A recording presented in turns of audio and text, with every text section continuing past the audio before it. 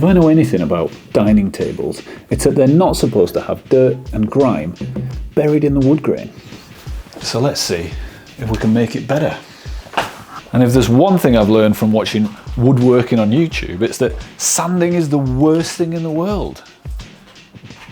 So should we try making that better too? Hey, Pete here from Northern Works. I really do need to do something about this tabletop. Apparently 4 years of ketchup and dog paws don't come out with a bit of multi-surface cleaner. So instead, I'm going to sand the whole thing back to raw wood and refinish it. And I thought you might like to watch. I promise there's more to this video than that. It'll be a terrible video. I've had this orbital sander for about 15 years and I'm not really sure where I got it from. It's very possible that I borrowed it from my friend Lewis and then just forgot to give it back. Sorry, Lou. Although I don't think Lewis is sorry, because this thing is noisy, slow, and after a while your fingers start tingling. It's a bit like me running cross country as a kid. Actually, that's not fair. I was brilliant at cross country, but it's also harsh on this tool. And it got me thinking, is it possible to make sanding with something like this better? So I'm going to set up a little experiment. I'm going to mark off the table into 4 quarters, and then for each segment that I sand, I'm going to add a little upgrade to my sander. And what I'm trying to find out is, do you need to change your sander to change how you're sanding, or can small changes make a big difference?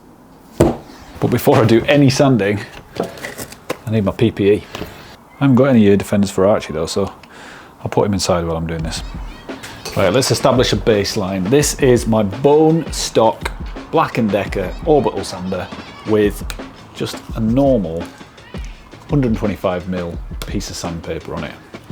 Let's see how it performs.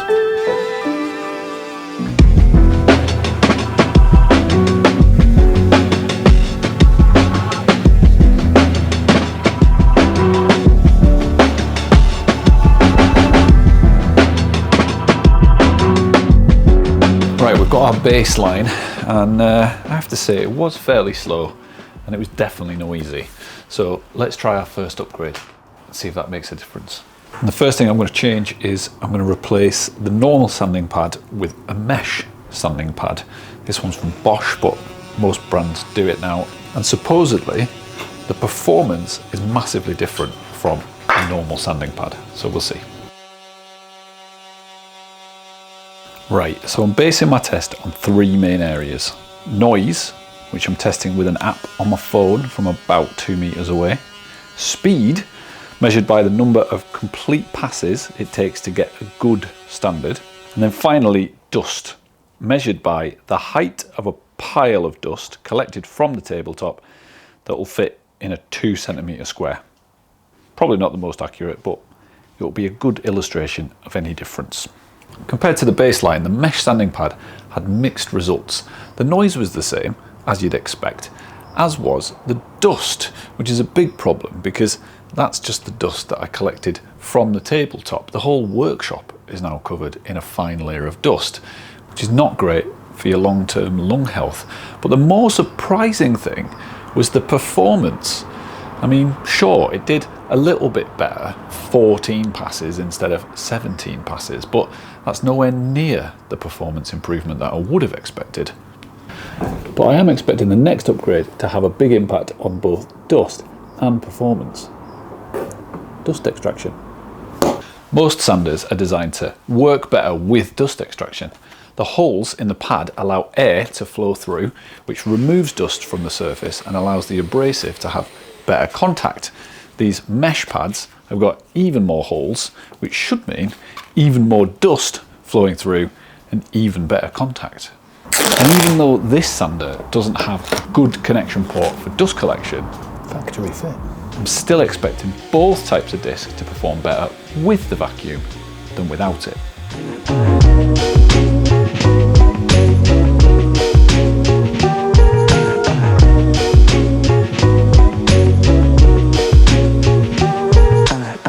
Well, the noise didn't change, which just means that the vacuum is quieter than the actual sander itself. And the performance did change, which was what I was expecting. Both the normal disc and the net disc used about half as many passes to get to a good finish, but on dust extraction, even I wasn't expecting this performance. I thought the standard disc was pretty good actually. It was reduced by about a third, but then I saw the net disc. So it looks like that mesh design really does make a difference. It's faster, and with dust extraction, it's way less dust. But can we make it even better? Before we move on to the next upgrade, there's something we need to talk about. Your sanding technique. When I first started doing DIY, I thought random orbit sander meant that I had to do random orbits all over the piece of wood. And I quickly found that that doesn't work very well. Turns out the machine does the random bit for you. So the best thing to do is move slowly and methodically up and down, and then left to right across your workpiece. You can even use a pencil mark on the top to make sure that you've hit every piece. And you don't need to push the tool down into the wood, just gently guide it. Even fingertips is fine, and I promise that'll improve your sanding. Well, that old sander actually did a lot better than I expected, but the thing that's still on my mind is, how much difference does a more modern sander make? I recently picked up this Makita sander. It's not the top of the line, but it's definitely got good reviews. So I'm going to run the same 4 tests as I did before with this and see if it makes a significant difference.